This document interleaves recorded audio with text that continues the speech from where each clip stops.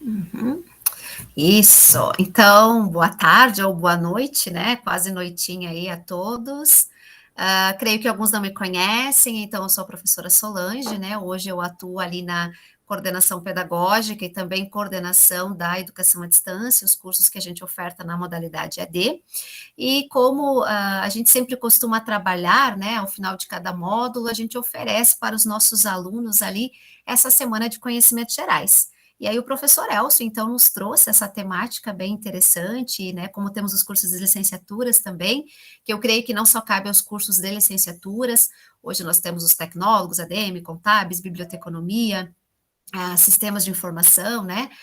Então, tem vários cursos também que acaba tendo essa interdisciplinaridade, né? E vem agregar, então, nesse processo de construção de conhecimento e de formação dos nossos alunos da graduação EAD.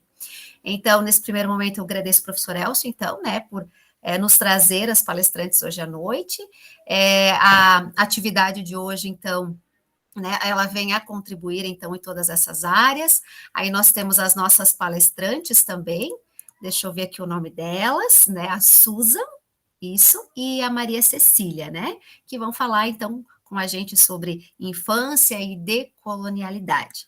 E aí também deixo aí né, para os nossos alunos que vão acompanhar este momento mais adiante, né, enfim, essa temática, essa discussão, né, para que aprendam, né, que estejam à frente aí de algumas discussões que é importante e que fazem aí todo sentido durante esse percurso formativo, né, alguns alunos que já estão nessa caminhada, já têm uma formação, outros pela primeira formação também. No curso de pedagogia a gente encontra muito, né, os alunos na primeira graduação ainda.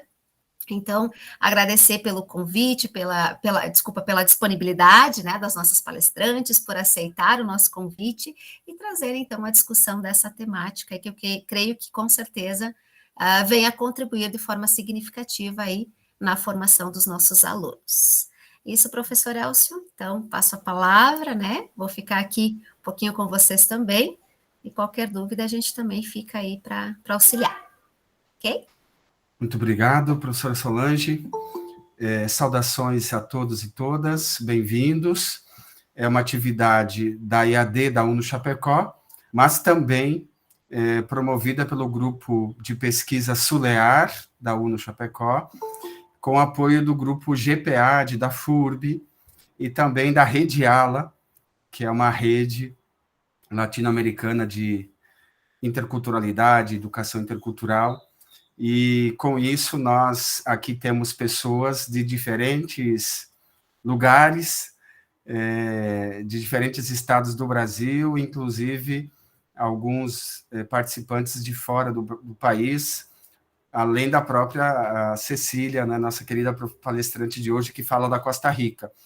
Então, é uma atividade plural, aberta, que é promovida nesse conjunto de instituições e que será gravada e será também aproveitada pelos nossos acadêmicos da UNO Chapecó na Semana de Conhecimentos Gerais. Então, é uma soma de instituições e teremos um tema não muito frequentemente discutido, mas, e talvez esse seja talvez o ponto de maior interesse, né? A discussão dessa temática sobre infância, podia também ter sido no plural, infâncias e decolonialidade, ou a própria colonialidade da infância. Enfim, temos duas convidadas. Antes de apresentá-las, quero também agradecer a muitas pessoas que aqui estão, dos grupos de pesquisa aqui mencionado, a professora Cláudia, que é nossa líder do Grupo Sulear, professor Leonel, que também já foi líder e continuamos aí juntos no grupo. Aqui temos colegas do GPAD, da FURB, a própria Susan e a Cecília fazem parte, a professora Simone e outros tantos.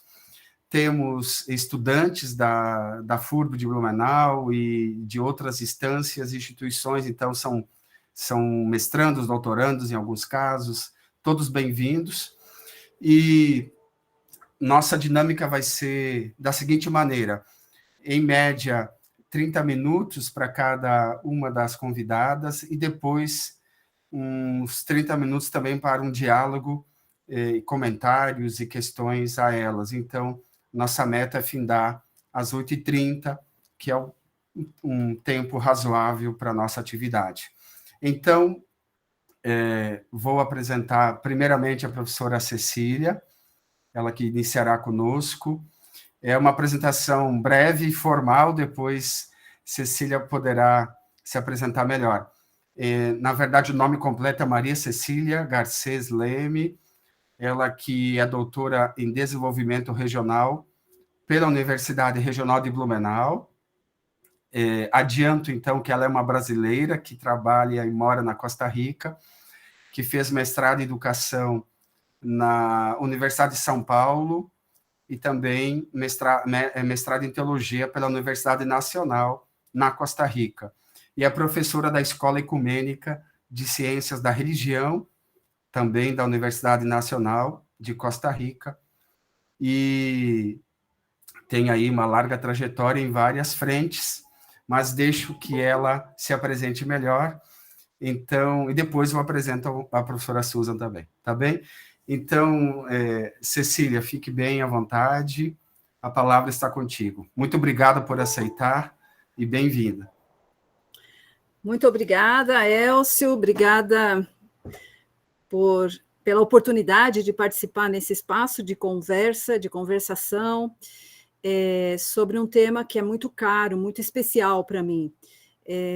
Pela minha trajetória, não, digamos, principalmente, né, pela minha trajetória social, socioeducativa e acadêmica também, mas o que mais me vincula à temática da infância é a minha trajetória como educadora e como educadora social, principalmente pelas ruas, de São Paulo e agora aqui também na Costa Rica, com trabalhos com infância e adolescência em situação de vulnerabilidade. Eu vou apresentar, vou seguir uma apresentação, porque o nosso tempo é breve, né? Então, assim, entendam que essa apresentação é uma provocação, né? Assim, apenas alguns pontos, digamos, para enlaçar depois uma conversa, um debate, enfim.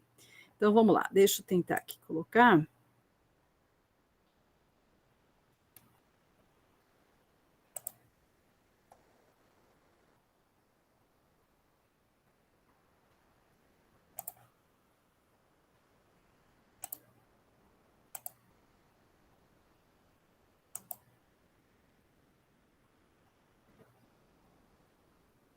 Vamos ver, perdão.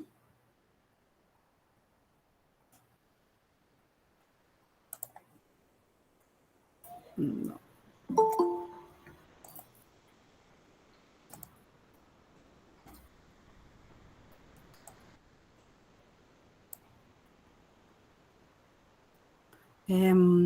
Elcio, posso te mandar a apresentação e você faz o favor de me ajudar com isso? Ia sugerir, pode ser, me manda no WhatsApp. Aí eu fico também mais tranquila com... Já vou te mandar.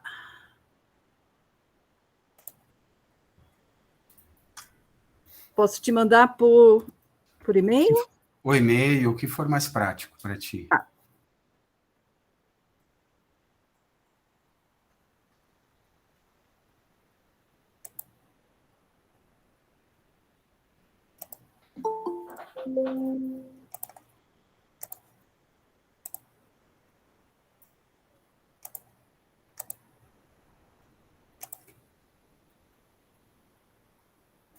Pronto.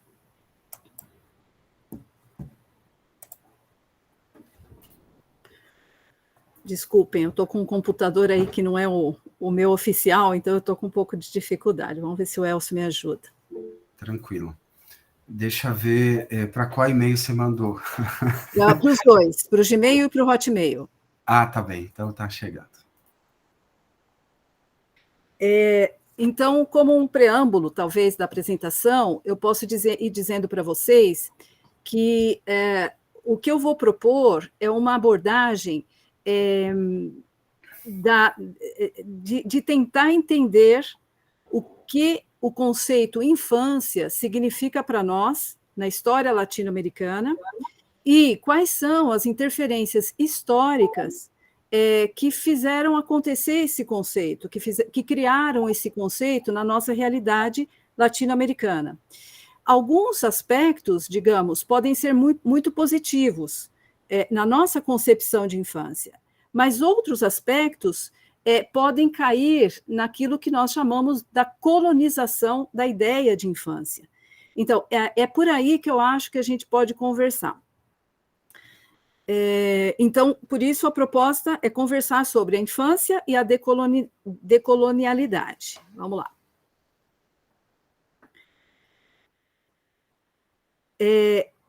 Primeiro, assim, muito rapidamente, é um aspecto, uma abordagem que certamente, né, todos aqui e todas já estudamos e já estamos trabalhando, mas só para contextualizar a questão do pensamento colonial, porque é de onde nós vamos conversar sobre a infância, né? Então, essa racionalidade latino-americana que quer ser uma alternativa, né, um contraponto ao logos da modernidade ocidental, ou seja, é um pensamento resistente, de resistência.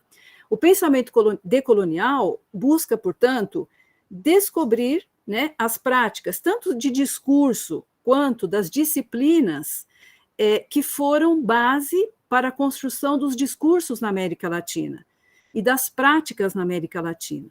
E, no nosso caso, nós queremos também descobrir quais são esses discursos e práticas que influenciam na ideia da infância latino-americana e no tratamento que damos às crianças na América Latina.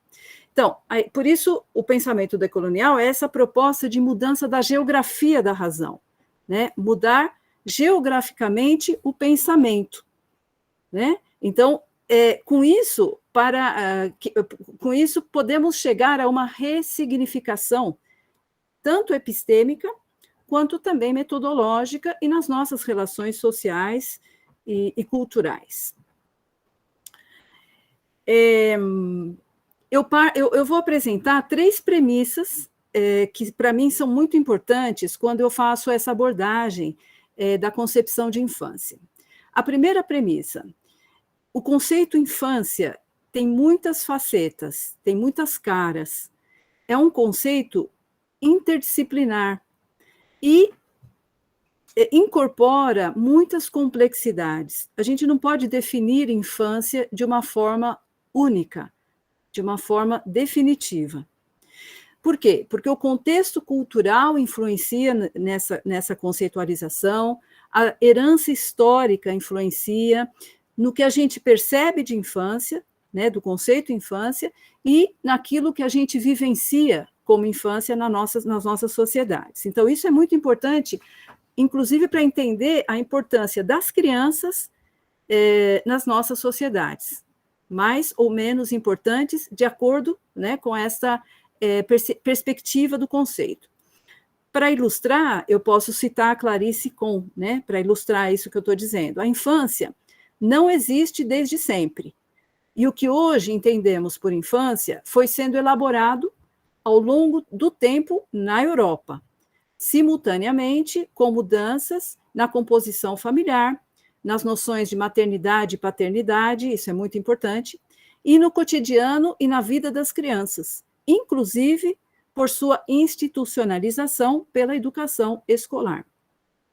Portanto, contemporaneamente, os direitos das crianças e a própria ideia de menoridade não podem ser entendidos senão a partir dessa formação de um sentimento e de uma concepção de infância. Então, isso é a primeira premissa, né? Temos esta herança que a gente traz europeia. A segunda premissa é isso que o Elcio estava falando no início, né, dessa atividade. Existem infâncias diversas, que são historicamente contextualizadas e socialmente distintas. Então, não podemos buscar um conceito de infância de uma forma única. A diversidade humana se expressa também na infância. Então, segundo Ospina Alvarado e outros autores, de acordo com múltiplos cenários relacionais, se configuram diversas maneiras de conceitualizar as infâncias, mesmo que em geral, se narre de uma única maneira. A tendência é falar da infância de uma forma única, mas eu parto dessa premissa: as infâncias são diversas. Depois, uma terceira premissa é que, esse é muito interessante, a infância é um período construído socialmente e é, ao mesmo tempo, uma forma estrutural. Então, é um período temporário para as crianças, para as pessoas que estão passando essa etapa. É temporário. Depois de um tempo, ficam adolescentes, ficam jovens, adultos. Então, para o ser humano, é temporário. Para a sociedade, é uma forma estrutural, permanente. Ou uma categoria que nunca desaparece na sociedade, ainda que seus membros mudem. É como a velhice, é como a adolescência, é como a vida adulta. É uma forma estrutural da sociedade, mas as pessoas passam por ela e se vão para outra etapa. Isso é importante para entender, muitas vezes, as relações que estabelecemos com crianças e adolescentes na sociedade, inclusive os próprios tratados, as leis relacionadas com a infância. Para ilustrar isso, eu trouxe um texto, né, uma passagem de Corsaro, do seu livro A Sociologia da Infância. Então, a infância, esse período socialmente construído, em que as crianças vivem suas vidas, é uma forma estrutural. Quando nos referimos à infância como uma forma estrutural, queremos dizer que é uma categoria ou uma parte da sociedade, como classes sociais e grupos de idades, estrutura. Nesse sentido, as crianças são membros ou operadores de sua infância, de suas infâncias. Para as próprias crianças, a infância é um período temporário, isso que a gente dizia. É um pouco difícil reconhecer a infância como uma forma estrutural, porque tendemos a pensar nela exclusivamente como um período em que as crianças são preparadas para o ingresso na sociedade, mas as crianças já são parte da sociedade, desde o seu nascimento, assim como a infância é parte da sociedade. Então, não é essa, digamos, esse pedágio para a vida, né? A infância não é um pedágio para ser humano. A infância, as crianças já fazem parte da sociedade. Então, aí vamos pensar no atual modelo sociocultural de infância, né? Que teve o seu início como categoria, como conceito, com a criação e a institucionalização dos espaços educativos, principalmente a casa e a escola. E isso aconteceu na modernidade. E se reforçou com a Revolução Industrial, né, e o desenvolvimento do capitalismo. Antes, essa noção de infância não era a noção de infância que nós temos hoje, não existia. Então, a consolidação da infância na sociedade ocidental, como uma etapa da vida humana, com características, oportunidades, necessidades específicas, se materializou através de reuniões e assinaturas de acordos específicos sobre o tema. Então, vamos institucionalizar esse período, essa etapa, e aí, a partir de acordos e de convenções internacionais, isso foi estipulado. É o que nós vamos ver no próximo slide. É um trecho da Valéria, né, no livro que ela compilou. Eu vou falar em português. A progressiva visibilização da infância, ao se converter num fato social de enorme importância na sociedade moderna, ativou uma série de debates em torno sobre a categoria social, essa categoria social. Ao se constituir em um objeto de preocupação e intervenções institucionais, a infância adquiriu o status técnico de setor da população, que, como qualquer outro, podia ser destinatário ou beneficiário de políticas públicas. Então, é aí que a gente vai chegando ao que a gente hoje entende por infância, por essa etapa, por esse período e por a vida das crianças. Então, aí a gente chega nessa etapa das políticas públicas, dos direitos das crianças e etc. Próximo, por favor, Elcio, obrigada. Então, a história da institucionalização da infância, como eu dizia, nasce com a modernidade. E também na modernidade inicia a história da infância. Veja só, eu digo que a história da infância, porque antes, né, nos períodos anteriores, existiam crianças, existiam pessoas na sua fase inicial da vida humana, né? Mas a história da infância, como concebemos hoje, foi a partir da modernidade, e aí se institucionalizou a ideia da infância.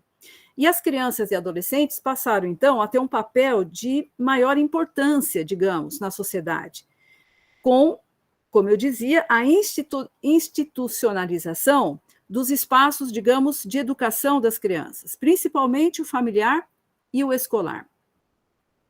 Essa institucionalização da infância tinha um objetivo, né, nesta época, que era a implantação de mecanismos de manutenção de uma nova ordem social que estava nascendo e se organizando, que, por isso, reconfigurou os espaços públicos e privados. Então, nesse cenário histórico, né, nessa época, a escola, então, passou a ser o principal território educativo. Então, foi uma época que trouxe mudanças na convivência familiar e social intensas, né, mudanças intensas. Os grupos familiares que antes, né, se organizavam em torno da ideia da linhagem, da descendência, agora se caracterizam por uma formação nuclear, né, uma formação de família nuclear, que tinha como objetivo a transmissão hereditária dos bens. Então, o novo papel que passa a ter a infância também muda, né, através desses espaços e territórios. Por exemplo, a rua, que antes era um lugar privilegiado para se encontrar, para conviver, para permanecer, diferentes grupos sociais, e também as crianças e os adolescentes, começou a ser vista como um espaço de perigo, um espaço de desordem, né? Então, a institucionalização educativa, então, espaços da educação, a casa e a escola, já não a rua. Então, aqui eu venho com uma citação do Matias e Francisquini. Antes da modernidade, as crianças não identificadas à infância, né? Recordemos que a infância começou no início da modernidade, a ideia da infância, compartilhavam a rua com diversos outros grupos de pessoas, e onde brincavam, participavam de jogos adultos, sua linguagem, afazeres. E no âmbito pré-industrial, inclusive, a participação no trabalho como aprendizes tinha uma importância formativa para elas. Então, essas mudanças territoriais também influenciou na ideia e na concepção da infância. Agora, a influência histórica da atual categoria de infância, aí a gente entra na perspectiva também da colonização da ideia de infância e da necessidade de decolonização e decolonialidade da ideia de infância. Aqui não vai dar tempo da gente conversar, digamos, os aspectos principais de cada período, mas eu queria só indicar que mesmo que a ideia de infância, a categoria, o conceito infância tenha surgido na modernidade, os períodos históricos anteriores também influenciaram muito o que hoje entendemos por infância. Ou seja, também deixaram suas marcas e suas influências como herança, né, para nós hoje, tanto na conceitualização da infância, como no tratamento que damos às crianças e adolescentes, principalmente com relação aos processos educativos.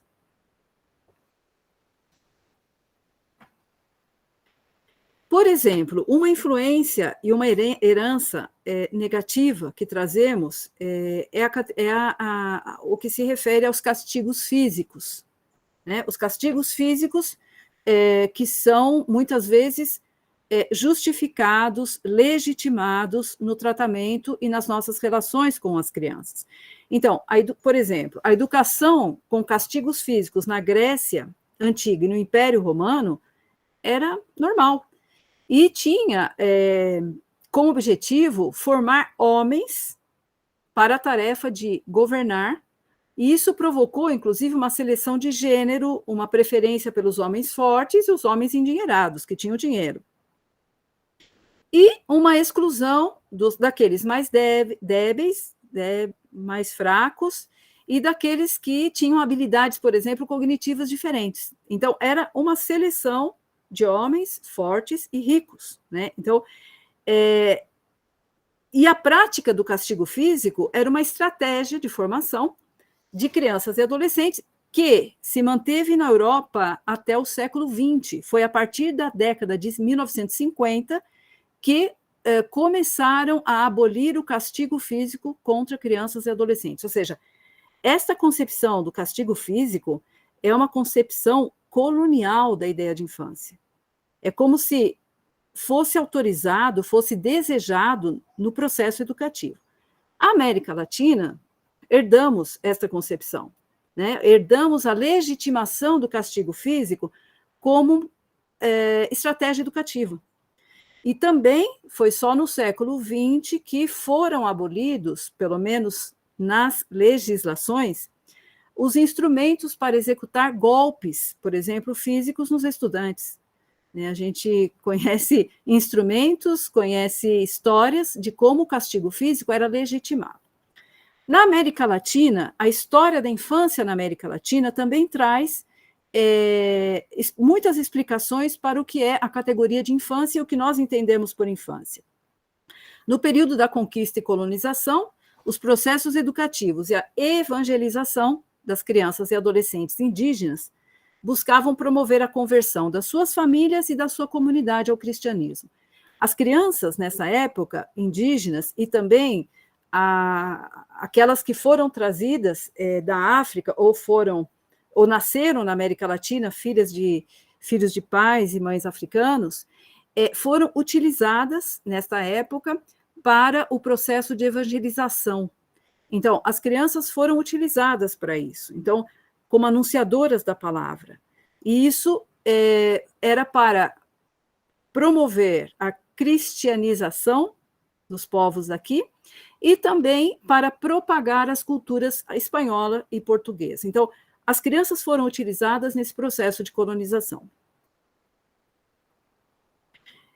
E a influência da herança educativa colonial e adultocêntrica está presente no que hoje entendemos por infância, tanto a colonialidade, que também tem que ver com o adultocentrismo. Então, considerando a história da infância vinculada com a história da educação, eu sou educadora, então eu sempre busco fazer esse paralelo, né? Então, se constatam diferentes modelos educativos e modelos da ideia de infância ao longo da história. Então, por exemplo, crianças como propriedade, crianças como pequenos adultos, ainda não pessoas, projetos de pessoas, crianças como inatamente boas, crianças como más, que precisam aprender só o bem, porque são más quando nascem, são pecadoras, crianças como tábuas rasas, não conhecem nada, não sabem nada, temos que colocar tudo na cabecinha delas, crianças que não têm memória, crianças como seres humanos em desenvolvimento, crianças como sujeitos de direitos. Então, estas e outras categorizações estão presentes no que hoje entendemos por infância. Então, daí vem a necessidade de revisitar um pouco essas categorias, ver o que existe de colonialidade nelas, para ir trabalhando essa perspectiva da decolonialidade. Então, eu lanço aí 3 perguntas, talvez para depois a gente continuar conversando, né, com a Susa e com vocês. Uma dessas perguntas são interrogantes que eu também não tenho as respostas, mas que continuo buscando. Quais as consequências da conquista e colonização da América Latina para a concepção de infância que temos hoje? Então, como a colonização influencia ainda hoje o modelo que a gente tem de infância? Como decolonizar a categoria infância? E uma terceira pergunta, como decolonizar as práticas educativas dirigidas a crianças e adolescentes na América Latina? Tem muito ainda de colonialidade nas nossas práticas. Então, como trabalhar isso? Então, era o que eu tinha, assim, preparado para provocar e Então, a gente segue conversando. Muito obrigada.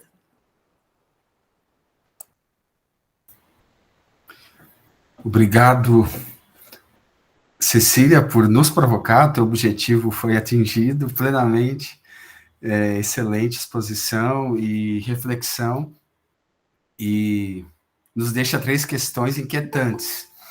Não podemos agora resolvê-las, discuti-las, mas fica no ar para depois voltarmos. Então, agradecemos muito e, de imediato, convido, então, a nossa professora Susan. Também vou passar a apresentá-la brevemente. Ela que é atualmente doutoranda em educação, não é? Pela Universidade de Salamanca, na Espanha. Ela é mestra em educação pela UFSC e participa dos grupos de pesquisa Eumântica Paideia, vinculado à Universidade de Salamanca, e o grupo de pesquisa Sur Paideia, que é uma rede que integra pesquisadores do Cone Sul, e também o grupo Ethos, Alteridade e Desenvolvimento, que é o GPAD da FURB. Ela atua como psicóloga, perita judicial e professora nas áreas de psicologia e educação. Enfim, fez uma dissertação com um tema que hoje nós estamos debatendo. Então, mais uma vez também acolhemos. Susan, obrigado por ter aceitado o convite, e a palavra está contigo. Boa noite. Eu vou tentar colocar aqui, vamos ver se vai, se não der, já está com a minha apresentação aí você já puxa ela ali. Deixa eu ver aqui. Vamos ver aqui.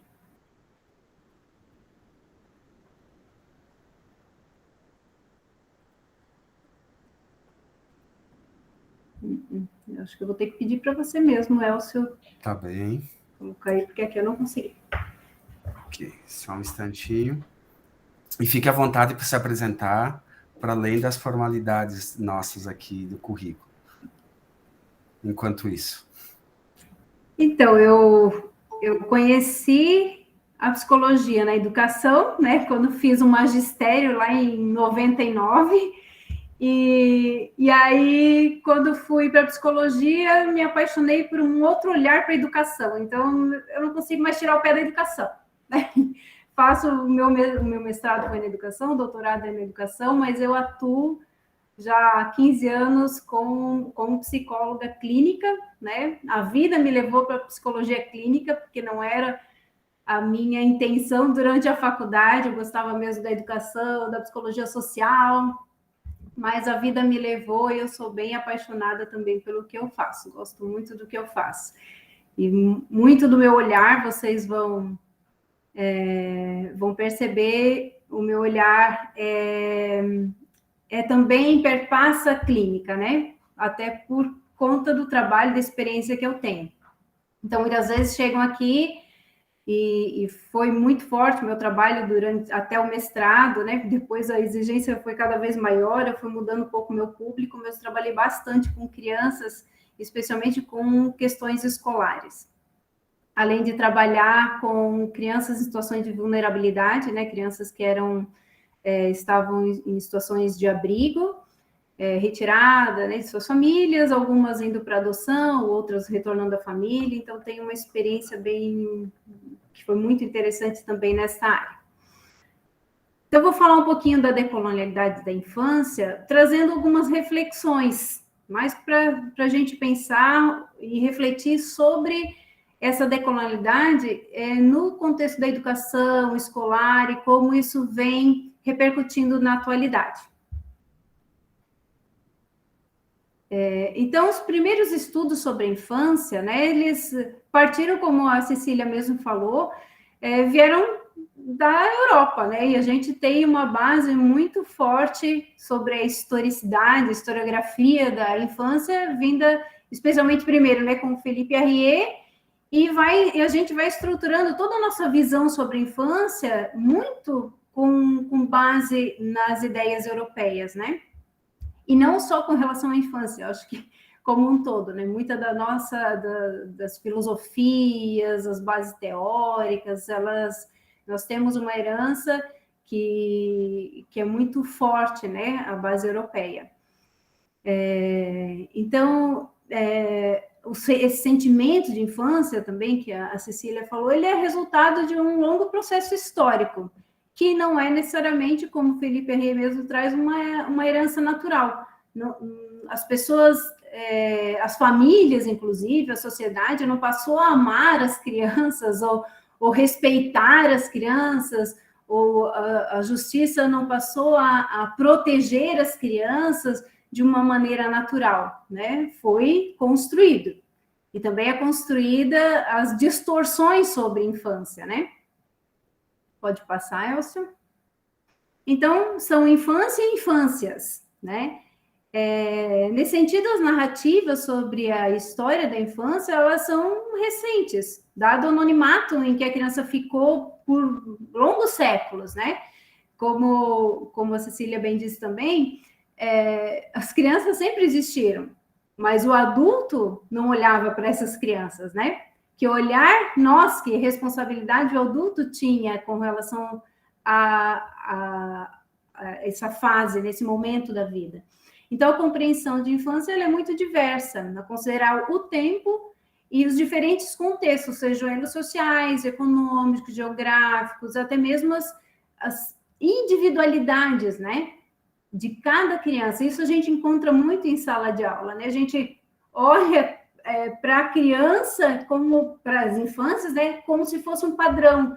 E, na verdade, cada criança ela tem suas especificidades, porque elas são também fruto de famílias, de diferentes culturas, de diferentes situações socioeconômicas, e lá dentro da sala de aula nós encontramos essa diversidade gigante, né? Então, as diferentes infâncias, elas abarcam, né, todos esses aspectos, né? E também, eu gostaria aqui de frisar, que eu acho bastante interessante, as questões, os quadros clínicos, né, que as crianças apresentam e que na escola também não se sabe lidar, que também são diferentes crianças, né? Vamos pegar uma criança autista, uma criança com síndrome de Down, uma criança com TDAH, são crianças diferentes, são infâncias que se apresentam, né, nesses grupos de formas diferentes, e a atuação do adulto com essas crianças não pode ser padronizada. A gente não pode esperar de uma criança que tem uma necessidade especial com o que a gente tem com uma criança neurotípica, né? Que a gente chama uma criança que, ok, estão com as funções todas ok, né? Então, essa visão, ela já vem, né? E esse sentimento da infância é decorrente lá dos séculos, pelos registros, né? Vamos deixar bem claro. No século XV, XVI, as altas taxas de mortalidade já faziam com que os adultos não se apegassem tanto a essas crianças, né? Até porque a expectativa de vida era muito baixa, né? Estamos falando de Europa, né? E o apego afetivo, mesmo das famílias, era muito baixo. Meio que se deixavam, às vezes, as crianças morrer mesmo, né? Ah, tô um pouco doente, ou eram muitas crianças.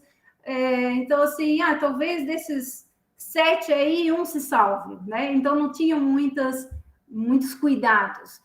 Depois, a própria medicina, né? Com o avanço da medicina, mas antes disso, com um aprimoramento do olhar para a criança, que isso começou a cuidar da saúde da criança, né? Então, partindo das coisas mais básicas, como a higiene, por exemplo, né?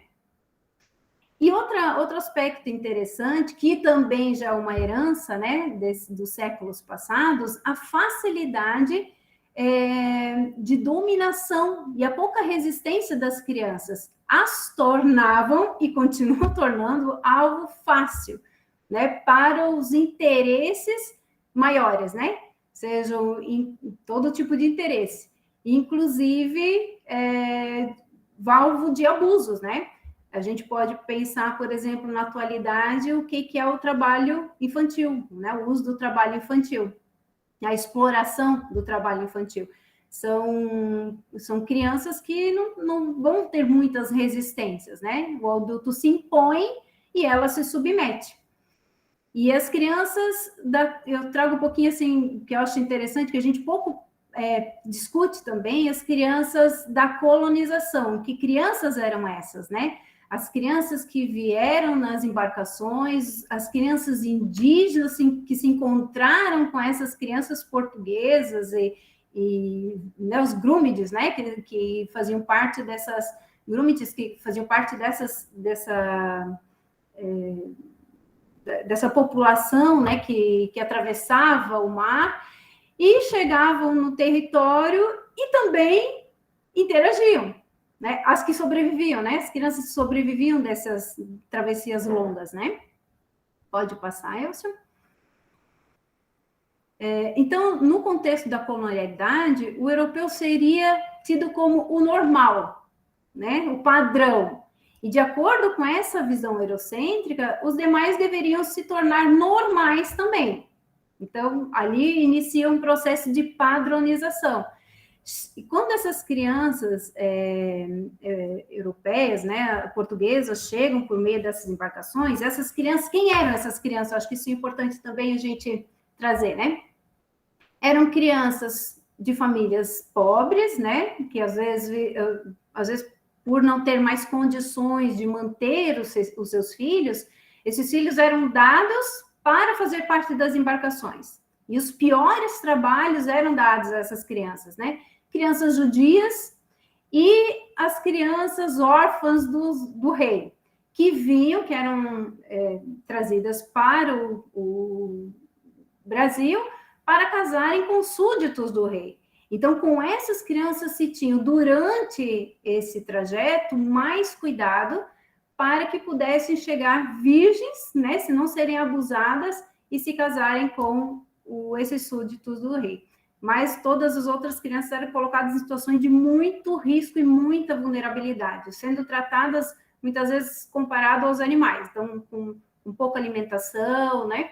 E quando chegavam aqui, sobreviventes chegavam aqui, durante o processo de catequização, né, indígena, que a Cecília também traz um pouco disso, né, elas eram utilizadas pelos jesuítas nesse processo. Então, por elas terem nas tribos, né, nas relações com seu povo, um lugar diferente, inclusive do que as crianças tinham na Europa, né, elas eram muito mais consideradas, né? As crianças tinham voz. Então, não havia essa infância, né, como a etimologia da palavra nos traz, o sem fala, o sem voz, o sem vez, né? As crianças indígenas tinham mais participação. E elas levavam para os adultos da tribo aquilo que elas aprendiam com os jesuítas e cobravam os adultos, né? E reagiam àquilo que elas passaram a acreditar. Então, elas foram abandonando muitas, né? Claro que não generalizando, vou trazer eu estou trazendo registros, né? Por parte do o que haviam de cartas, né? Enviadas por esses padres, trazendo, então, como traz o autor, o Champollion, que eles se regozijavam, né, quando essas crianças agiam assim. Então, eles ficavam nostalgiados, né, alegres, enfim, né, por conta daquilo que eles realmente queriam, que era essa dominação das crenças, né, desses povos. Pode passar, Elcio? Pode passar isso também. Acabei falando um pouquinho já disso também. Então, antes da colonização, a maioria dos povos indígenas não tinha a cultura familiar nuclear, como se instituía na Europa. Mas todos faziam parte da mesma comunidade e a poligamia era natural. Era diferente da estrutura europeia, né? Ainda os indígenas não tinham a separação entre crianças e adultos, nenhuma divisão entre meninos e meninas, como já estava delimitado na visão eurocêntrica. Então, era uma participação comum, todos eram muito importantes ali, né? E então, nessa diversidade de infâncias, dentro do processo educativo, do contexto educativo, algumas diferenças, sejam elas culturais, étnicas e regionais, assim, quando a gente considera e compreende esse contexto, a gente alcança melhor o universo das crianças dentro dessas infâncias, né?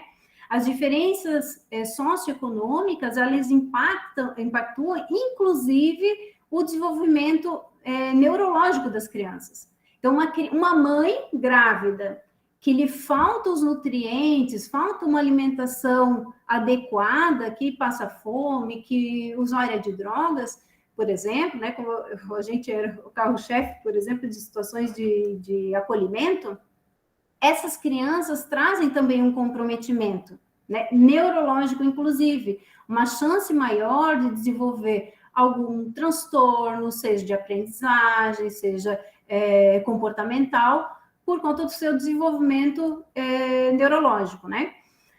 A família também, daí eu vejo assim, olhando, né, de fora, o que a gente muitas vezes encontra no ambiente escolar, em todo ambiente escolar, e não só escolar, eu diria assim, em todas as instituições, sejam as instituições jurídicas, sejam as escolares, todas enfim, né, médicas, inclusive, um julgamento da forma como as famílias vivem. E os filhos dessas famílias, muitas vezes, passam por discriminações, dado o julgamento de suas famílias. Então, famílias também em condições de vulnerabilidade, que comportam, que trazem situações de agressividade. Não estou aqui tirando a responsabilidade dessas famílias, mas quando a gente vai conhecer o histórico dessas famílias, a gente se depara com histórias antigas, são os avós que eram agressivos com os seus filhos, os filhos que se tornam agressivos, e assim vai passando de geração em geração, e não sabem como fazer diferente. Então, em situação de crianças, por exemplo, que eram acolhidas, e a gente trabalhava com esses pais, eles não entendiam por que é que meu filho foi acolhido. O que faltou para o meu filho? Então, falta, muitas vezes, um acolhimento dessas crianças, dessas famílias. Quando a gente acolhe uma criança, a gente precisa acolher a família toda. A criança é só uma parte de um contexto maior, né? Então, a decolonialidade, né, ao meu ver, também perpassa isso, uma decolonialidade da nossa forma de olhar para os contextos de onde essas crianças vêm, né? Qual é a realidade de fato dessas crianças. Então, tem a questão da família e históricas. Então, de cada momento histórico, nós temos uma ideia de infância diferente, né? Pode passar, Elcio. E aqui eu trago um pouquinho a questão da colonialidade e educação, partindo da ideia da economização da infância. E aqui eu não estou falando necessariamente, mas a gente pode juntar essa ideia também. Existe uma mercantilização da infância, né? Um mercado para a infância. Mas o que eu trago aqui é para além, a economização da infância num sentido mais profundo. Existe uma onda, né, neoliberal, que abarca as infâncias e, inclusive, as famílias, e avança dentro da própria educação para a realização de um projeto maior. Então, a colonialidade do mundo moderno, ela se mistura a esses objetivos neoliberais, que avança pela história atual de uma forma aparentemente branda e silenciosa, a gente não percebe muito os seus efeitos, mas ela efetivamente ela é impetuosa e ela é convincente, né? Porque nós somos mergulhados nisso, né? Nós mergulhamos num sistema, numa forma de vida, né?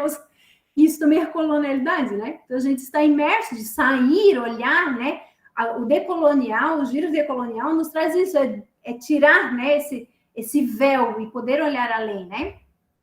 E já começa com as ideias de Adam Smith, com a ideia do capital humano. Só que essas ideias também foram mais aprofundadas, né? Ele pensava em termos econômicos, né? O mundo, enfim, em termos econômicos. Mas foi por meio da Escola de Chicago, né? Os economistas da Escola de Chicago que aprofundaram, e eu diria assim, foi avassalador, porque eles foram decisivos na construção de normativas de órgãos internacionais para as áreas da educação, da economia, das políticas, tanto para o benefício, né, indiretamente, como também para um malefício. Então, o discurso é sempre o combate à desigualdade, né, uma vida melhor para todos, mas efetivamente não é o que a gente vê. A gente vê sempre um aumento dessa desigualdade, especialmente nos países de história da colonialidade, de colonização, né? Então, há um esforço desde lá da década de 50 para a implementação dessas políticas, né? E esse economista, né, que é o James Heckman, ele é mais enfático ainda no processo da primeira infância, nesse processo de economização já na primeira infância, né? Ele, como a gente vê ali, né, ele é professor emérito de economia na Universidade de Chicago, é um de vários, né, economistas da Escola de Chicago, prêmio Nobel da Economia, e é especialista em economia do desenvolvimento humano. Veja, economia do desenvolvimento humano, isso para mim é chocante, né? Como economia do desenvolvimento humano, que se pensa o desenvolvimento humano para o desenvolvimento da economia, para o crescimento econômico.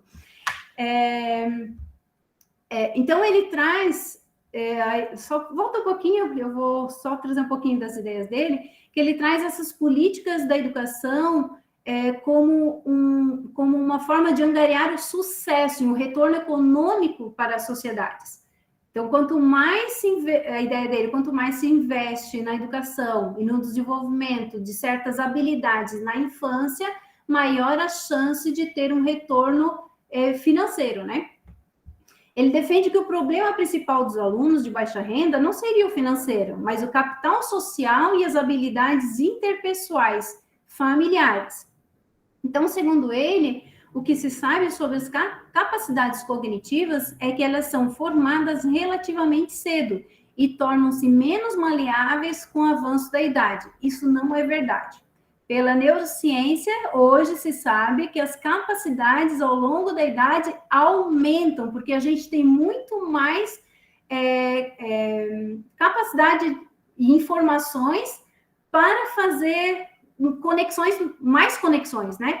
Quanto menos informações, vivências nós temos, mais difícil fazer conexões. Então, a criança se desenvolve muito porque ela interage com muito, ela tem muitas informações no seu meio, mas ela vai aprender ainda mais à medida em que essas informações vão sendo abstraídas, né?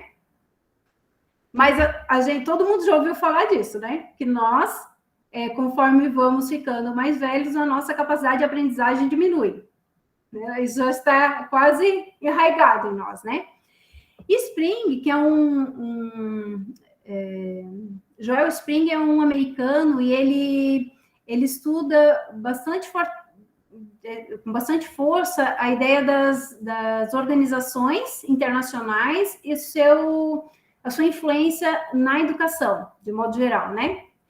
E ele traz que Gary Becker, ele defende que a família economicamente eficiente, ela seria pequena, com capital social e uma genética corretas, além de estar comprometida com a aprendizagem infantil. Esse argumento contribui para um ideal global de vida familiar. Sempre vocês podem perceber que é sempre como um padrão, sempre buscando um padrão, né? E James Hecker defende que se a família não está contribuindo com as habilidades interpessoais corretas, as crianças deveriam ser matriculadas na pré-escola. Para ele, as características ideais na construção da personalidade incluem ser organizado, não ser desleixado, ser ambicioso, não ser preguiçoso, ser perseverante, saber adiar recompensas, controlar impulsos e ter uma boa ética de trabalho. Pode passar, Elcio? E com relação às emoções.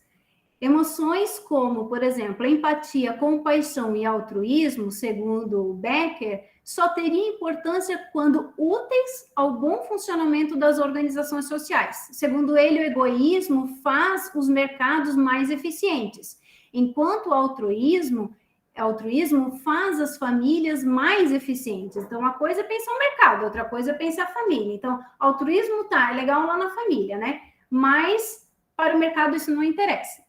Assim, as emoções tornam-se uma forma de capital social, que ajuda as famílias e os indivíduos a tornarem-se mais produtivos economicamente. As emoções são simplesmente utilitárias para o funcionamento do sistema econômico. E aí a gente percebe que agora há também uma discussão bastante forte nas escolas sobre esse aprofundamento sobre as emoções, lidar com as emoções, né? Mas tem um fundo, por que isso está sendo discutido agora? E o que a gente percebe que não necessariamente é preocupada com o ser humano, com as relações humanas, mas com o aprofundamento de uma economia que utiliza-se do ser humano, né? Pode passar, Elcio? Então, os economistas, né, que eu citei, eles estão ligados à Escola de Chicago e estão interessados no crescimento econômico e na produtividade dos trabalhadores, e não em justiça social. Pode passar. Então, Joel Spring, ele sintetiza que o interesse dos economistas pelo desenvolvimento e formação da personalidade e das emoções, ela é determinada e calculada pelo seu valor no ambiente de mercado. Esta personalidade reduzida à economia apresenta todas as características necessárias ao sucesso econômico, mas sem a motivação, esse é o detalhe principal, para lutar pela justiça política e social. Seus lares estão organizados conforme o capital social necessário para o sucesso dos provedores e as crianças estão preparadas para aprenderem e ser bons trabalhadores. E a gente percebe um esforço bastante grande, especialmente das escolas particulares, num conteudismo, né? É preciso encher a cabecinha das crianças de informações, né? Diferente do que propõe, então, Paulo Freire, ao invés de uma educação emancipadora e crítica, a economização da educação na primeira infância propõe desenvolver o sujeito, suas habilidades sociais, emocionais e intelectuais, buscando moldá-lo para o mercado. Então, estamos saindo cada vez mais da nossa humanização, do nosso humano e partindo para uma servidão, né? E vamos pensar que se já está sendo pensado tudo isso já na primeira infância, há uma forte colonialidade presente na formação do ser humano. Logo mais, nós não saberemos mais quem nós somos, né? Nós estamos a serviço do mercado, sendo que deveria ser o contrário, o mercado estar a nosso serviço, né? A economia estar a nosso serviço, e não nós a serviço tão explicitamente assim desse mercado. Ok, pode passar, Elcio. Obrigada.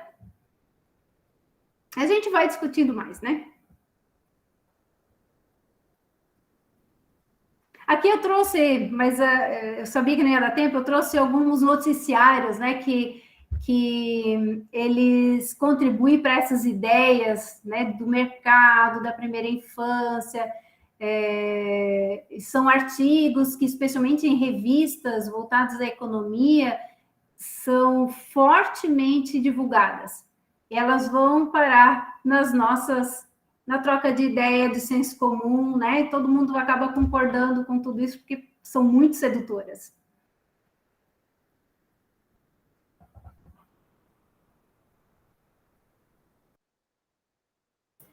Passo a palavra para... Muito bom, Susan. Parabéns a ambas, né?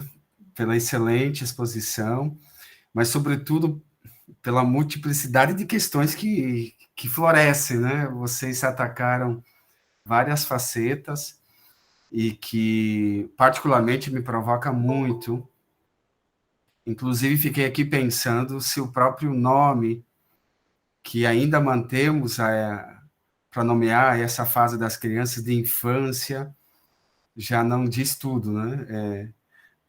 Infante em latim é quem não fala, né? Então, a gente continua usando um termo que vê as crianças como não falantes, né? Ou seja, não fala na linguagem do adulto. Esse adultocentrismo que decide o que as crianças devem ser, que insiste em colonizá-las em cada época da história. Então, e acho que a Susan traz muito bem o quanto a sociedade atual, capitalista, lucra e busca colonizar a infância, assim como a toda a vida social. Enfim, tantas questões muito, muito instigantes, provocadoras. Eu não consegui acompanhar o chat nisso tudo. Não sei se tem questões no chat, se pois, talvez até alguém me ajuda aqui. Temos um colega, 2, se não me engano, com a mão levantada. Deixa eu ver aqui. Então, a gente tem uns minutos consideráveis aqui, bom, né? Um privilégio ter um momento ainda para dialogar com ambas, para discutir e aprofundar outras questões aqui apresentadas. Vou pedir que sempre quem se pronuncia seja muito breve para poder permitir que mais pessoas falem e também que tenhamos mais ideias circulando. Então, eu convido o Emerson a expor sua questão ou seu comentário brevemente, depois o Jacobson.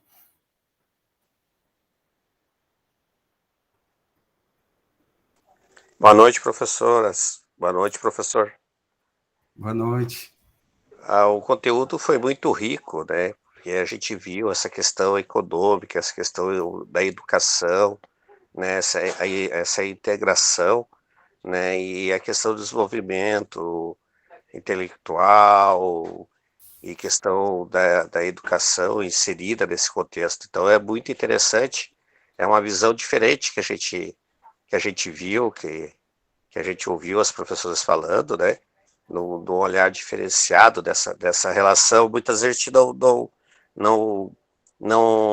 incorpora essa relação econômica junto com a educação, professor. Perfeito. Obrigado, Emerson. Jacobson. Boa noite. Desculpa aí, eu não posso mostrar meu rosto agora, tá entendendo? Tudo bem. Mas, professora Suzana, parabéns, assim, pela sua exposição, tá? E, para mim, às vezes, a gente também, enquanto docente, nós trabalhamos com as nossas crianças, os nossos adolescentes, e já antes do período pós-pandêmico, né? Agora mais com que a gente nota após a pandemia é que às vezes as nossas crianças elas estão assim geograficamente sem um espaço, tá entendendo? E já tem muitos assim, então para entender a vida deles, até os pais e um monte muitas situações assim que realmente não tem como, mas precisamos de tempo e palestras como essas e orientadores para que nos ajude. Mas, professora, eu queria fazer uma pergunta pensando a partir da minha vida enquanto criança também, pode ser? Vai em frente. Porque eu só posso entender a criança pensando que eu fui criança, todos nós somos criança, né?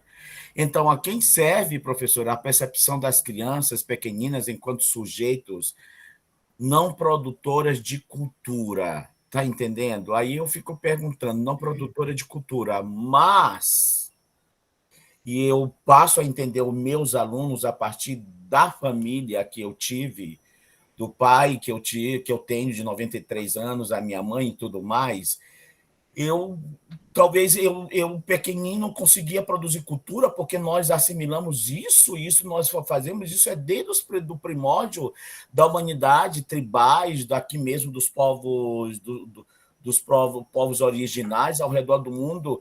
Eu não consigo entender como essa emancipação poderia se dar totalmente enquanto criança, porque eu não conseguiria ter, professora Suzana, essa dita emancipação, porque o que eu sou um produto de um pai e de uma mãe, embora nós vamos construindo as nossas próprias vivências, a nossa cultura, e vamos mudando alguma coisa, lapidando, mas sempre nós usamos, né, professor Elcio, todos que estão aqui, mas é a cópia da mãe, tá adulto, tá crescido, mas é a cópia da mãe, é a cópia do pai.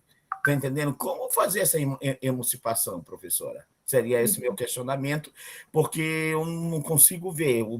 Todos nós precisamos de um norte, precisamos de uma bússola, e essa bússola foi o papai, foi a mamãe, ou a vovó, ou o responsável, como hoje não se usa mais nem a nomenclatura pais, porque para mim, ela já é uma obsoleta, porque a gente não sabe mais com quem as nossas crianças estão sendo educadas, aculturadas e orientadas, né? Essa educação pragmática, para depois eles receberem essa educação epistêmica enquanto eles estão numa sala de aula com os docentes, tá? Obrigado, Jacobson. Excelente. Eu acho que temos uma pergunta para a Susan, nessa questão da cultura. E eu vou passar antes para o Dair também colocar o seu comentário e depois retorno a Susan e a Cecília. Estão me ouvindo bem? Sim, o Dair. Eu disse que não ia usar o microfone, que o meu menino estava aqui comigo, mas agora ele deu uma pausa. E ele está lá brincando um pouquinho, daí eu vou fazer, porque na fala da professora Cecília, na sua fala eu estava em função do meu menino, não ouvi muito bem, mas a da Suzana, sim. E aí a Suzana me fez uma fala aí num dos slides que eu quase caí para trás aqui na cadeira, porque eu estudo decolonialidade também, e ultimamente a gente tem pensado em vincular a decolonialidade com a questão das emoções. Só que você falou na emoção do ponto de vista do mercado, né? E daí eu nunca tinha pensado nisso, a primeira vez, isso é bom, né? Mas aí até fui atrás de algum material e quero pedir a sua opinião sobre esses materiais, né? Um dos primeiros que eu pensei foi esse aqui, ó. Sentir Pensar, Saturnino de la Torre, com Maria Cândida de Moraes. Não sei se você conhece essa literatura, mas ela trabalha o Sentir Pensar, fundamentos da educação fundamentado no Humberto Maturana, esse biólogo, não sei, esqueci a naturalidade dele, tá? Mas ela se fundamenta nele e tal. Tem outro cara que eu não conhecia, mas também que é um livro maravilhoso, eu achei, que é Os Sentidos da Sensibilidade, Miguel Almir Lima de Araújo, né? Também trabalha essa questão, o sentido da sensibilidade e sua fruição no fenômeno de educar. E, claro, o famoso Inteligência Emocional do Daniel Goleman, né? E aí, quando você fala aquela apresentação lá fez alguma associação entre emoções e mercado e cita lá um autor americano, acho que é o Economista. Como é que eu fico nisso? É possível trabalhar a emoção junto de decolonialidade ou é tudo mesmo mercado e é tudo história para boi dormir, como a gente diz aqui no Sul? É só isso, obrigado. Vou ficar na escuta, tá? Muito bem, Odair, obrigado. Tem a professora Cláudia e também a Gisele, que bom vê-la aqui, na sequência escritas, mas acho que fazemos agora uma conversa novamente com vocês duas e depois seguimos com a participação de quem as assistem. Então, Susan, não sei se queres iniciar. O Dair e Jobson, né? Jacobson. O meu nome está bem complicado de falar, Jacobson, mas tudo bem. Jacobson, tá bom, Jacobson. Então, você fala, tu traz a questão da tua própria infância, né? A ligação com a família, a questão da cultura, né? Sim. Eu acho que há controvérsias de que a infância não produz cultura. As crianças produzem uma cultura no seu contexto social. Então, os grupos de crianças, lá no seu contexto, na sua convivência, né, elas produzem a sua própria cultura. Não sei, aí não é uma área que eu me aprofundo muito, não vou poder avançar muito nessa questão da produção cultural a partir das crianças, né? Mas tem como é que é mesmo o nome do autor? O Fernandes... agora vai me fugir o nome, mas que ele trabalha um pouco essa ideia da cultura da infância, né? As culturas dentro dos seus pequenos contextos. E eu não diria para ti que como tu diz, né? A partir da tua própria infância, tu entende o ser criança a partir de si mesmo, né? E da convivência com a própria família, e que existe também essa cultura familiar. E é um pouco do que eu me referi ao não julgamento dessas famílias. Porque quando a gente acolhe, como eu disse antes, né, uma criança, a gente acolhe também aquela cultura familiar, não com alteridade, né? Para que aquela família possa ser efetivamente aquela família. Tá, mas vamos fechar os olhos, então, por exemplo, para situações de violência? Não, nós vamos trazê-los e olhar para os excessos, porque são excessos que muitas vezes reverberam dentro da família, né? São olhares, às vezes, que nunca se voltaram para aquelas famílias, né? Não é no sentido de tirar a importância do que as famílias né, constroem com suas crianças. Pelo contrário, na diversidade dessas famílias, que vem através de cada criança lá no contexto escolar, compreender e valorizar o que ela traz. Então, por vezes a gente encontra, por exemplo, situações de crianças que, apesar, né, de todo o sofrimento no ambiente familiar, elas querem estar com suas famílias. Muitas situações, por exemplo, de acolhimento em que eu vivenciei, essas crianças querem estar com suas famílias, não importa o que lá tenha acontecido. Então, é uma violência também, aí eu abro aqui uma aspas, né? É uma violência, muitas vezes, para essas crianças serem tiradas das suas famílias. Apesar de uma medida de proteção, é sofrimento também. Então, a gente sabe que para as crianças, este lugar é um lugar importante. Quando, por exemplo, uma criança vai para uma adoção, uma das coisas que eu considero crucial é que essas famílias adotivas tomem as famílias biológicas. Não é lá ter contato, porque muitas vezes nem pode, né? Mas tomar é dar o devido lugar.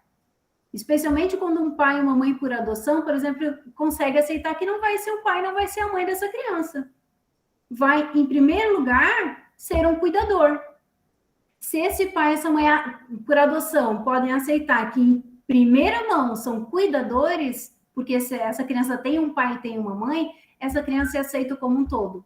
De tão forte que é a carga que nós trazemos das nossas famílias. E depois, sim, depois ela acaba conquistando um lugar de pai e mãe de fato por adoção. É muito diferente, é um processo muito diferente, muito mais profundo. E isso eu acompanho no individual, né? Então, esse valor realmente tem, a gente não está longe, né, daquilo que tu traz do vô, da avó, do pai, da mãe, mas a gente pode fazer algo diferente, não para ser melhor, né, não com arrogância, mas simplesmente porque a gente deu conta de coisas que as gerações anteriores não deram, né? Obrigado.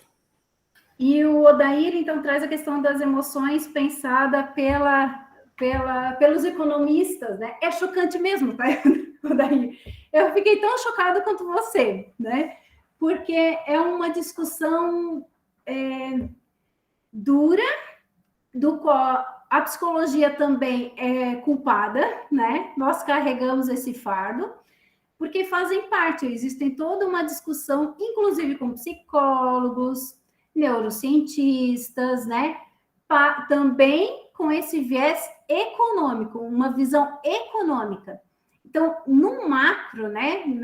Na organização vou colocar dessas diretrizes, né? Que são pensadas lá na OCDE, Banco Mundial, né? São pensadas lá de cima, elas vêm com essa carga. Porém, aí que está a parte bacana que eu acho que vai te interessar, efetivamente, lá na escola, por isso as formações são tão importantes, você vai dar, agora estou falando individualmente, né? Odair, quando você coloca essa questão, você se preocupa com essa questão, você vai fazer diferente. Né? E ali eu vejo a América Latina, vou falar especialmente assim, do Brasil, que muitas coisas vêm assim, a gente jogada de balde, né? Mas aqui a gente dá uma peneirada. Mesmo nesse novo ensino médio. Veio de uma forma, mas ainda se consegue peneirar alguma coisa, né? Porque a gente tem também uma base, né?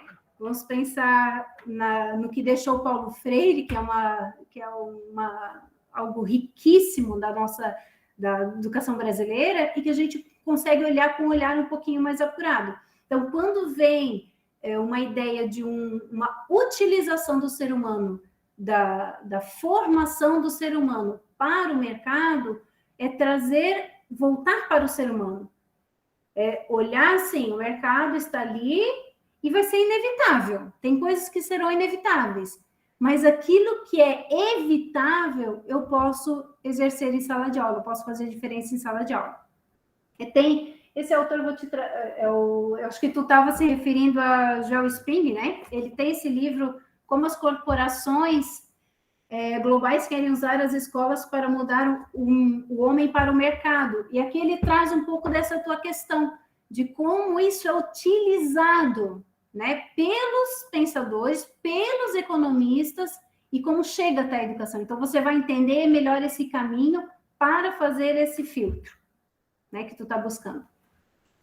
Obrigado, Susan. E aí fiquei pensando rapidinho, quantas crianças não se ajustam, e aí entra a medicação, né?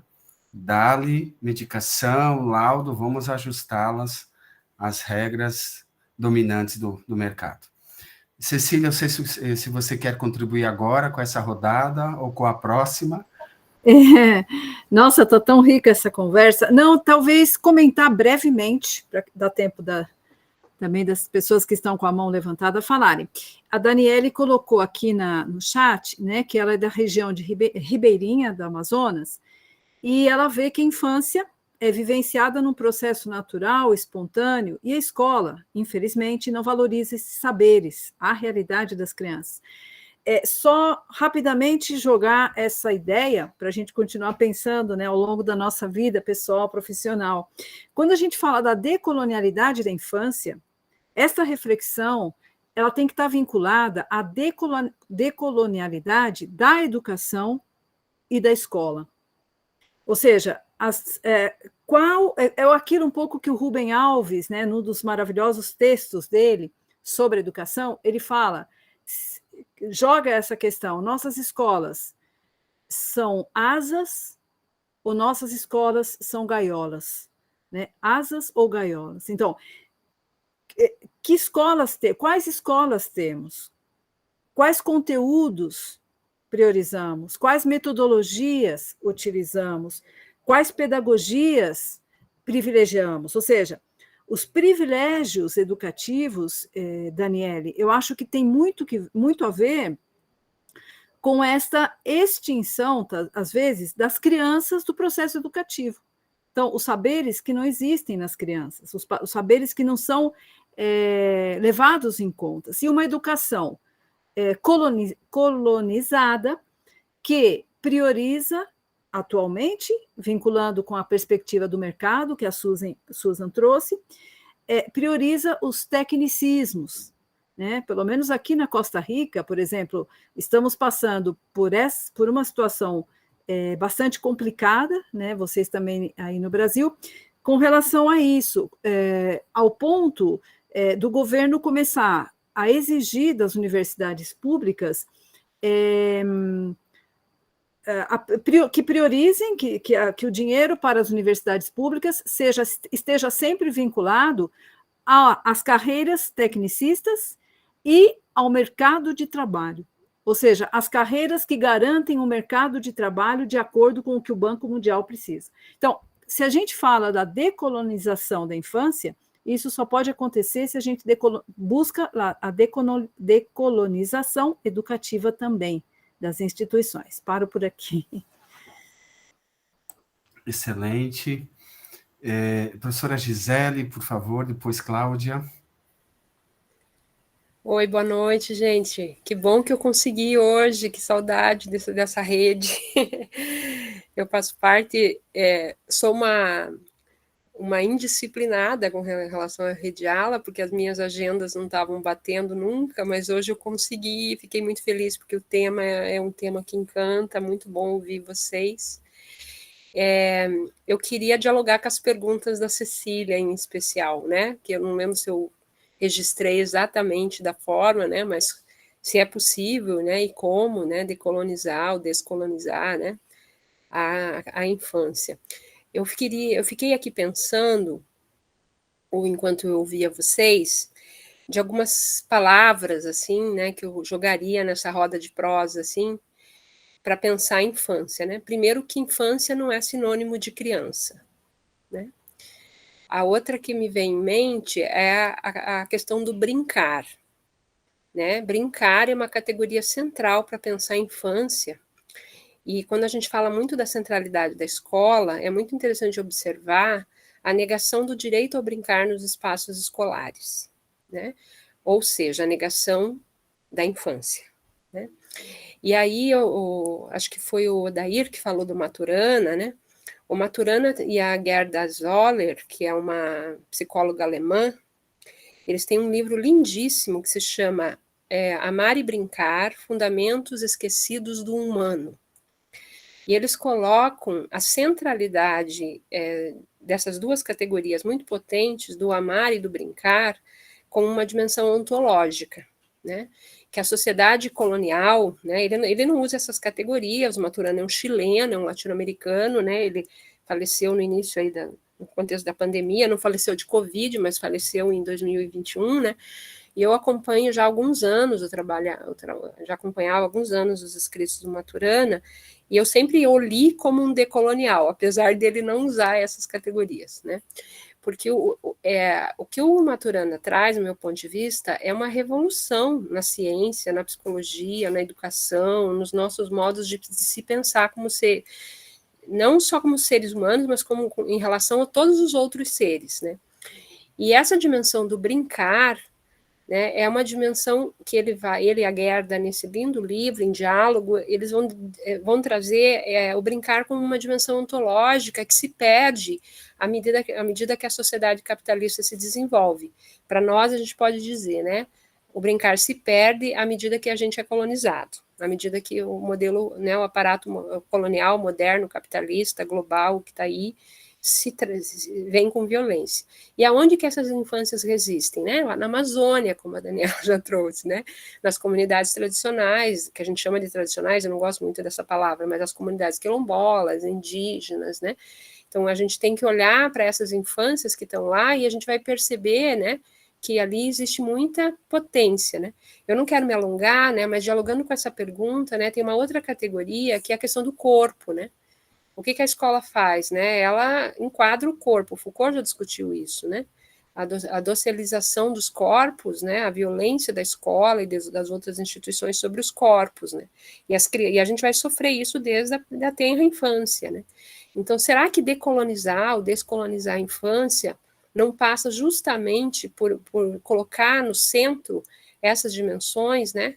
Do brincar, que é uma categoria humana, não é uma categoria só da infância, não é só da criança, né? O corpo, e uma outra que eu colocaria fundamental, né? O diálogo e a escuta, né?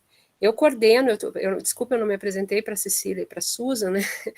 E para os demais que estão aqui presentes. Eu estou em União da Vitória, no Paraná, região sul do Brasil, numa região que faz divisa com o estado de Santa Catarina, e aqui eu coordeno um círculo de cultura, na perspectiva freiriana, que se chama BIS, Brincar, Imaginar e Sonhar.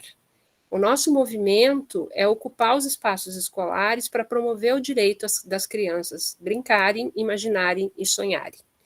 E o que a gente faz sendo um círculo de cultura? A gente ouve as crianças.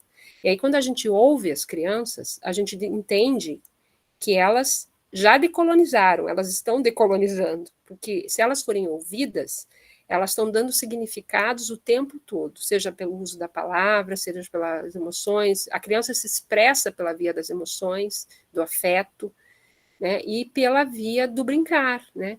Então, acho que a gente precisa pensar modos de fazer também esse processo que a Cecília nos provocou, né? De mexer com as estruturas aí das estruturas escolares, né? Incomodar um pouquinho, né? Eu só tenho uma sementinha aí com essa coisa do círculo de cultura, que é o meu modo de trabalhar, né? Mas que sonho seria se a gente, todos nós, conseguíssemos, como o Paulo Freire sonhou, multiplicar círculos de cultura em todos os espaços, promovendo que, inclusive, nós adultos precisamos brincar, né? O brincar é inerente ao humano, então, se a gente não brinca, a gente adoece, né? Enfim, vou parar por aqui para fazer a roda girar, e é muita gratidão, assim, ouvir vocês. Susan, parabéns, acho que você traz uma provocação importante, né, para a gente refletir sobre esse olhar violento sobre a infância que a gente tem na nossa sociedade, né? E que bom que chegou em mim esse convite, que dessa vez deu certo de eu estar com vocês. Beijo grande. Obrigado, Gisele, que bom. Nós que agradecemos. Professora Cláudia. Então, estou muito feliz, assim, muito tocada. Eu acho que a criança, né, que cada um de nós fomos e também somos, né, Gisele, ela fica latente, né, não tem como a gente não pensar de como foi a nossa infância, né, os lugares que nós frequentamos, lendo aqui no chat, né, essa relação com a escola, toda a questão da disciplina, né, como isso veio forte na fala de vocês. E como tudo isso está muito alinhado, né, com o projeto de colonização, e como a decolonialidade ela pode estar contribuindo muito. E eu acho que foi a Simone que escreveu no chat, né, como é importante decolonizar as práticas, né, isso vem da formação. Então, acho que os estudantes que estão participando hoje do Conhecimentos Gerais da semana, né, tem uma oportunidade muito grande para poder pensar, né, como vão ser as práticas também. E mais, Elcio, para agradecer mesmo, né, a presença das professoras, e 70 pessoas, seres queridos, estão aqui circulando na nossa sala, então isso é uma gratidão muito grande, isso mostra a confluência e o desejo de participar e estar aqui. E temos aí o pessoal da Argentina, do México, né, a Cecília aí de Costa Rica, não sei se tem mais alguém, e os estudantes, enfim. E o pessoal está me escrevendo aqui no privado, pedindo, por favor, as referências que a Cecília e a Susan apresentaram. Então, eu não sei, Elcio, como é que a gente poderia fazer circular, se é pelos slides, ou se vocês colocam no chat, ou se vocês podem colocar as dissertações de vocês, teses, os estudos, né? Que é bacana quando o ouvinte ou leitor tem essa necessidade, né, de ter essa conexão. Então, tem vários comentários bonitos de agradecimento, né, enfim, agradecendo nessa partilha e provocando os docentes, né, a Abigail aqui, que é professora da educação infantil, escreve, né, professora Cecília e Susan, gratidão por compartilhar conosco as falas, esses conceitos sobre as crianças e das infâncias são provocativas, a olhar para a nossa prática pedagógica, refletindo sobre que saberes estamos reafirmando no cotidiano na educação, no meu caso, na educação infantil, né. Então, acho que é esse o movimento, né, do provocar, do fazer pensar, do sentir pensar. Então, sinalizando que o movimento está acontecendo, né. Então, era mais para sinalizar, e estou aprendendo muito nessa noite. Excelente, Cláudia, obrigado também. Eu vou fazer uma proposição antes de devolver a palavra para a Susan e a Cecília. Eu tenho aqui a lista de inscrição, os e-mails dos participantes, e se elas concordarem, nós podemos partilhar os slides que têm as referências, assim como, e aqui eu tenho o privilégio de ter participado tanto da banca de mestrado da Susan, quanto da defesa da tese da Cecília. São dois trabalhos grandiosos, A Cecília, inclusive, depois me anuncia o grupo, acho que você recebeu um prêmio, inclusive, da CAPES, se não falha a memória. São trabalhos referência no campo, então também seria até bom a gente poder partilhar, se vocês permitirem. E com isso, é uma proposta, óbvio, e passo a palavra de volta a vocês para a gente ir já para os encerramentos, sabendo que nós não esgotamos nada, só abrimos janelas para seguir pensando e dialogando sobre isso. Cecília, por favor, conhecemos com você. Uhum. Agradecer imensamente, né, essa roda de conversa. Eu saio com tantas indagações, tantas provocações para continuar estudando e me comprometendo com as crianças e com a infância. Claro que sim, Elcio, podemos compartilhar tanto essa apresentação. A minha tese, eu acho que o link, né, o enlace, através do site da FURB, a minha tese está na biblioteca da FURB. Ela está publicada, mas ela está publicada em espanhol, ela foi publicada aqui na Costa Rica. Eu poderia, inclusive, depois compartilhar o livro, né, o PDF do livro em espanhol, mas eu acho que para vocês é mais negócio entrar no site da FURB e buscar em biblioteca com o meu nome e aparecerá a minha tese, tá bom? Com toda a alegria de compartilhar e estabelecer contatos, né? Eu acho legal também, talvez, compartilhar trabalhos, né? Agora que a Gisele estava falando, a minha base teórica aqui, a partir do que ela foi falando, é quase a mesma né, da perspectiva do brincar, do diálogo, da escuta, e por aí vai, né? Então, todas as reflexões, os projetos de extensão que eu trabalho, que eu coordeno, parte disso. Então, acho que é legal a gente manter, porque eu acho que isso é uma forma de resistência e também uma forma de decolonialidade, né, das nossas temáticas. Então, isso nos ajuda a encontrar caminhos decoloniais no nosso trabalho. Então, claro que sim. Se precisar, depois que te passe exatamente o enlace, o link, Elcio me avisa, e eu farei, tá bom? Muito bom. Muito obrigado, Cecília. Susan. Eu quero agradecer o convite, né, estar com vocês e a gente trocar. É sempre gostoso também ouvir a Cecília, a gente já esteve em outros momentos trocando uma ideia. A Cecília foi uma surpresa porque eu acho que a minha dissertação foi antes da defesa da Cecília, e quando eu descobri o trabalho da Cecília, eu disse, meu Deus, eu podia ter ido muito mais além, porque a Cecília realmente dá um show, o trabalho dela é muito lindo mesmo, né? E eu gosto muito de estar nesse lugar, assim, de aprendente, de contribuindo também com aquilo que a gente tem, né? Um pouquinho que cada um tem para contribuir. Eu gosto de poder contribuir também. Agradeço a atenção de vocês, o interesse.